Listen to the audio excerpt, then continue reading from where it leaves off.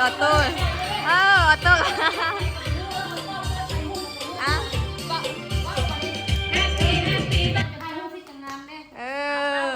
เอาเป้าเค้กเป็นบ่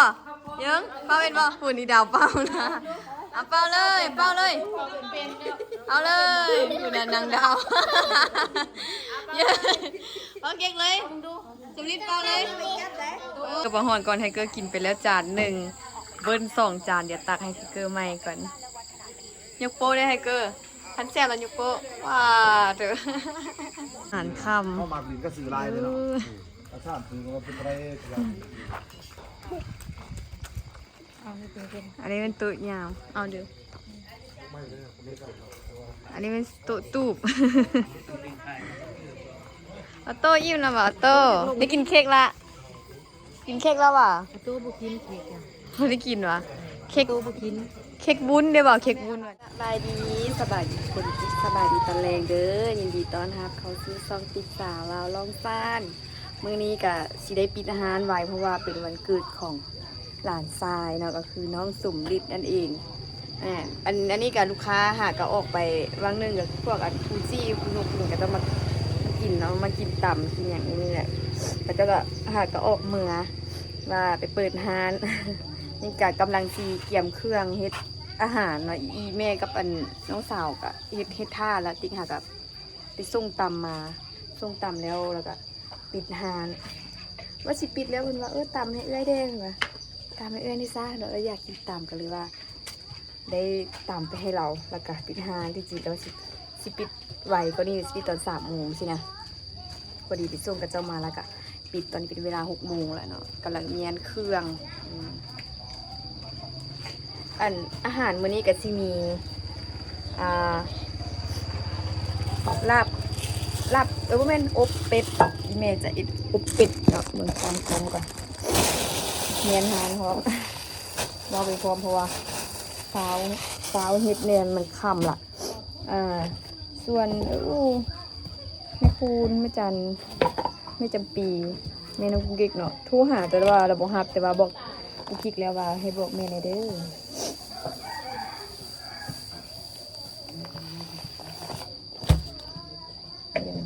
เป็นน้ำตาลอาหารก็จะมีเป็นอบเป็ดก้อยบ่แม่นก้อยอีว่าเสร็จก้อยปลาและอีเมลเปลี่ยนใจบ่เห็นเนาะมีเป็นปลาเนื้อมะนาวอบเป็ดแล้วก็ทอดฮอนดอกลูกซีแล้วมันจะให้ข้าวผัดโคมนะเฮ็ดให้เด็กน้อยกินตอนนี้แต่ซ้ำนี่แหละทุกคน3 4อย่างโอ้ยังอยู่บ่นึงเบิ่งนี่อยู่แต่มันเป็นหยังบ่นี่คือยากขนาดแบบเว้าคือว่าเฮาเว้าค่อยเฮาเว้าดังคือว่าเฮาเว้าค่อยสิว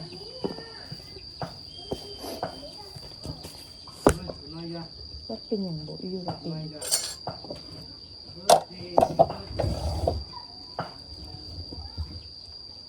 เฮ้ยเบิ่งเยิงเป็นหยังอยู่นี่พอปลาก็อีพ่อไปหาไปเซมองซาวนี่เดเอาไว้เฮ็ดปลาเนื้อเมืองนาวจากตัวเห็นเมียครัวไว้ประมาณ 4-5 ตัวนี่แหละตัวประมาณ7 ตะขีดพอดีกิน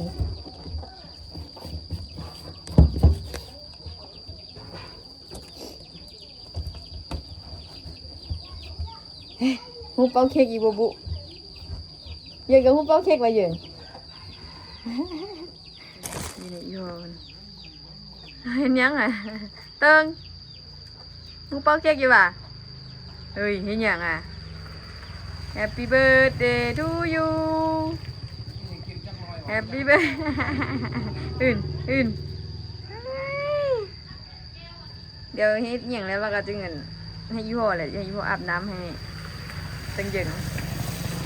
ง่ายเฮ็ดอย่างอ่ะ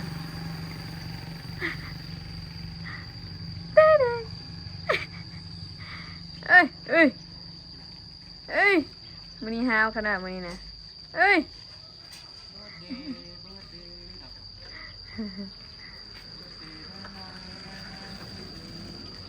นุ่งสุดงามเด้ออาบน้ำนุ่งสุดงามๆเด้อเห็นป่ะ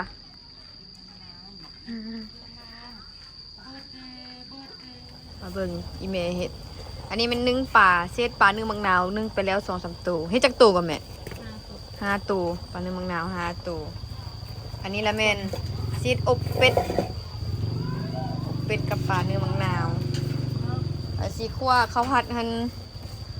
ยูมอดกระทะเอาเนาะยูมอแดงเอาอันเด้อข้าวผัดอันนี้เป็นฮอนดอกลูกซีนอันนี้คือบัวพามันลืมปุ๊ใส่อันแครอทดิแครอทเขาก็มีใส่ยังวะใส่ไข่ใส่แครอทใส่ไข่ตู้เย็นอันผัดน้อยหนึ่งเพราะว่าทานให้เด็กน้อยกินเลยเนาะผู้ใหญ่ก็จะกินอันนี้เลยเห็นให้เด็กน้อยเป็นข้าวผัดกับอันทอดฮอนดอกลูกซีนไฟแห้งขนาดผู้บอบใส่หม้อเยอะหม้อน้อยบ่น้อยนี่ตอนนี้กำลังจะผัดข้าวผัดเลยทุกคนอันนี้แม่นันเอาอันหนึ่งกับกระเทียมลุงไปผัดให้หอมแล้วก็เอาแครอทใส่จะให้กินข้าวผัดตอนนี้อันแม่คูณแม่จันไอ้โต้เอาโต้ยังมาเบิ่นละ แต่ว่าอาหารยังบ่หันแล้วเถื่อกำลังยังเฮ็ดอบอยู่ยังบ่สุกเถื่อมีกาหากะผัดข้าวผัดยังไม่มีใครมามีแต่อันแต่แม่จันอันไอ้โต้เลยไม่กินเลยมาแต่ว่ายิงกับบ้านอยู่แล้วอยู่เลยอันนี้เป็นเวลา7 โมงนี่ก็เตรียมเครื่องไว้เนี่ยเป็นหอมป้อมหอมบัวซอยแล้วก็ไข่ขนอบดยังให้น้องสาวซื้อมาอยู่น้องพอดีที่เฮ็ดเป็นอันขวัญน้องสาวอันที่ว่าบ่สบายฮันเดแล้วก็เกิดอันหลานตายเลยตอนนี้น้องสาวยังไปรับหมอพรเนาะหมอพรที่จะขวัญขวัญจะซีทอดอันแครอทให้มันอ้อแล้วจะเสียวเขาใส่อยู่พี่แหละยังแข็งอยู่ต้องพัดได้เอาดุนเลยเนาะตัวนี้กระดึงนี่ทุกคนเขาพัดกับเป็นอันที่เซ็ตเหียบห้อยเนาะเป็นแต่แซ่บที่ยังเด็กก็คือว่าจางตลอดใส่อันภูเขาทองใส่ซีอิ๊วไปเบิดพอดีเบิดซ้ำเกี๊ยวเลยยามันเค็มสียังเด็กกระจางอยู่นี่บัดนี้พอดีแหละอร่อยมากเลยเป็นของหิวข้าวเด็กบ่นี่ แต่ว่าสีอยู่อยู่กล้องมันเป็นสีแบบนี้เนาะใส่ไข่ใส่แครอทเป็นข้าวผัดไข่เลยเนาะข้าวผัดแบบง่ายๆให้เด็กน้อยกินกันแล้วเรียบร้อยแล้วทุกคนเดี๋ยวตักใส่จานก่อนอันนี้ก็เป็นอบเป็ดทุกคนใกล้ที่สุกละอบตุ๋นปะไว้ให้มันเปื่อยอันนี้จะทอดลูกซีนน้ำมันน้อยหมดแล้วเพราะว่ามอน้อย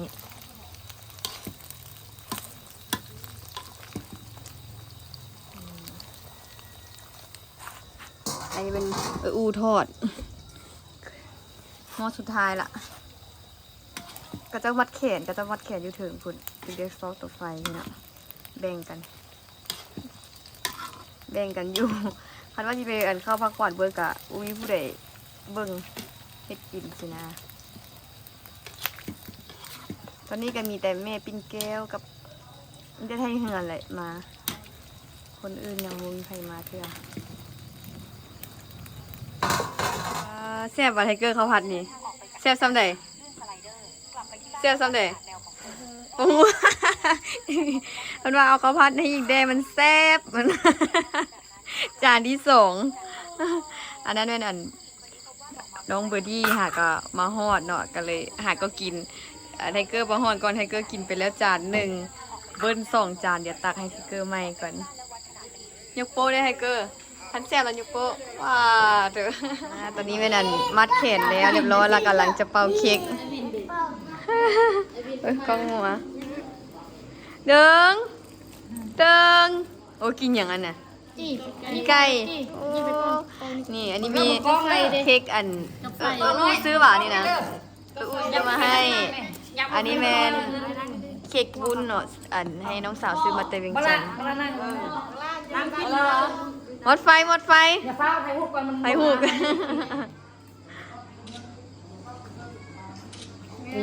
แต่วันนี้มันไม่ได้ พัดลม พัดลมหมดพัดลมเอ้ย ตัวเองกินไก่เอาออกไม่สุกมันมีแต่ไก่ยังบอกมันจะ เนี่ยนั่นยังย้ำอยู่เติ้งนี่น่ะเติ้ง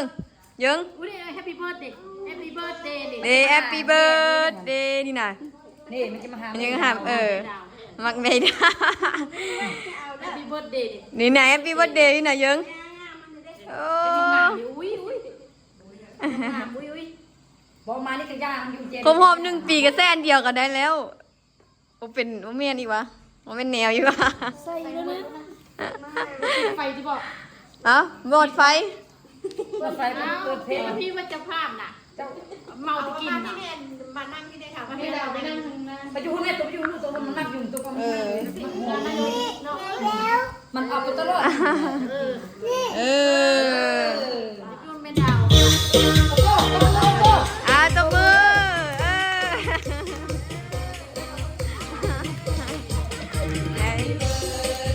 ดูอยู่โอ้ฮะ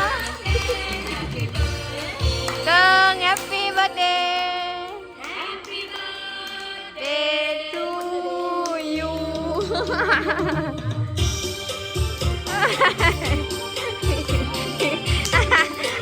ยิ้มละยิ้มละยิ้มละอออโต้ออโต้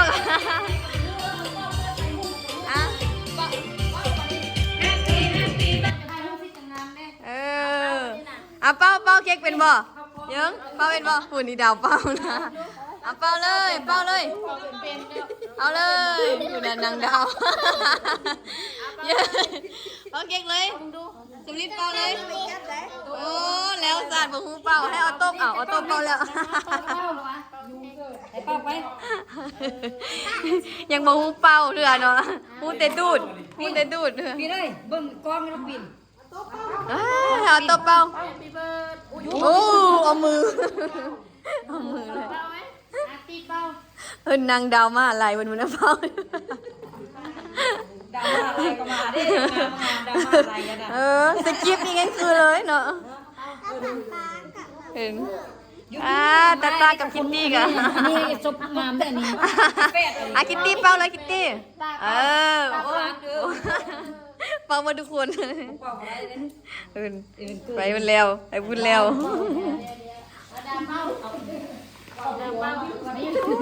อีดาวเป้าลายด้วยอะไรดาวอันนี้เป็นเค้กวุ้นแซ่บก่อน ได้ไม่ยังมาอีก มันเอาสีมันน้อย ไปเลย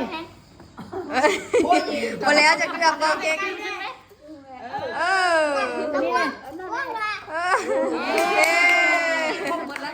เดี๋ยวเป้าบนทุกคนแล้ววันนี้เนาะ ตัวปัดเลย เดิงเลยปีน้าจะหูเป้าเนาะปีน้าเนาะปีนี้ยังหูเป้าเถอะยังงงอยู่แฮปปี้เบิร์ธเดย์นี่เนาะตุ้ยเอานั้นมีดมาตัดเค้กให้เด็กน้อยกินไหมทั้งเด็กน้อยทั้งผู้ใหญ่แหละเนาะนี่ที่ชิกินอันนี้จริงเลยแซ่บเลยอร่อยมากเลยตัดเค้กถ้วยจานน้อยอยู่คุณเดี๋ยวจานน้อยนะ ลิตร2 ลิตร จานน้อยอยู่ตอนนี้เป่าเค้กแล้วก็พากันรับประทานอาหารค่ำ เข้ามากินก็สื่อลายเลยเนาะอาชาติคือมันเป็นอะไรอย่าง อันนี้เป็นตุ๊ยาวเอาเดี๋ยวอันนี้เป็นตุ๊ตูบเอาโต้อิ่มนะบ่าโต้ได้กินเค้กละแล้วว่ะ ตู้บุกินเค้กอ่ะ ไม่ได้กินวะเค้ก ตู้บุกิน เค้กวุ้นได้บ่าเค้กวุ้นวันไว้ตัดเค้กวุ้นเอาไว้ ในตู้นั้นดูบ่คนกินจะพูดคนมานั่งพี่ เอ็ม ตู้นะขนาดไม่ไปแล้ว ตู้เวน เพิ่มแล้วเอ็มจะกินนี่เรากินนี่ เอ็มเว้ยกินอยู่เนอวะมี3จู มี3โต๊ะ มาเบิ้งเต้ามาเดี๋ยวจะเบิ้งมา ฮึสอกอีก เต้ามาให้มันตู้เด้อเต้าไปเอาเกลือไปเอาเกลือบ้องกันเด้อไป